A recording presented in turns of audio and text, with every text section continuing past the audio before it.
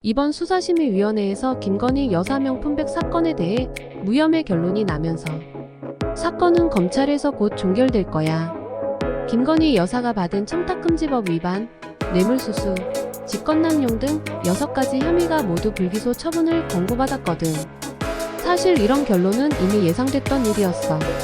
수사 과정에서 봐주기 논란도 있었고, 서울중앙지검장과 주요 검사들이 교체되면서 공정성에 대한 의문이 더 커졌지.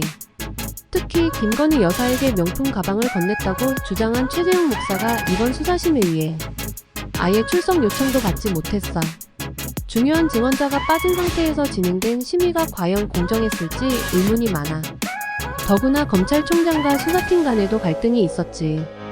검찰총장이 수사팀의 무혐의 결론을 받아들이지 않고 수사심의위원회로 넘겼지만 결국 수사심의위도 무혐의 결론을 인정한 거야. 하지만 이렇게 사건이 종결된다고 해도 정치적 논란은 쉽게 가라앉지 않을 것 같아. 지금 민주당에서는 김건희 여사와 관련된 의혹을 좀 더 철저하게 규명해야 한다면서 김건희 특검법까지 추가로 추진하겠다는 입장을 내놓고 있어. 그만큼 여론도 뜨겁고 이 사건을 둘러싼 논란이 쉽게 끝나지 않을 거라는 의미지.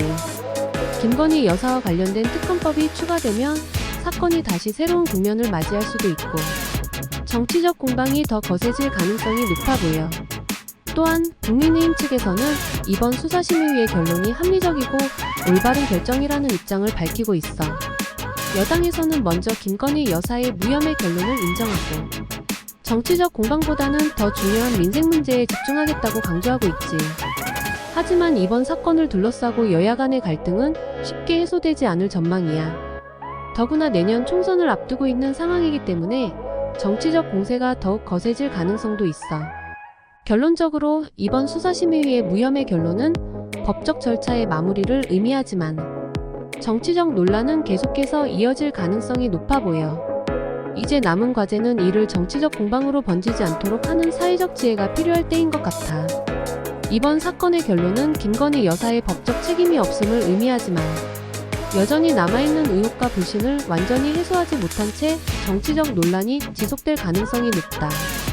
민주당의 특검법 추진은 이러한 문제의 연장선상에서 보아야 하며 이를 통해 사건의 진상이 더욱 철저히 밝혀지기를 원하는 여론도 강하게 작용할 것이다.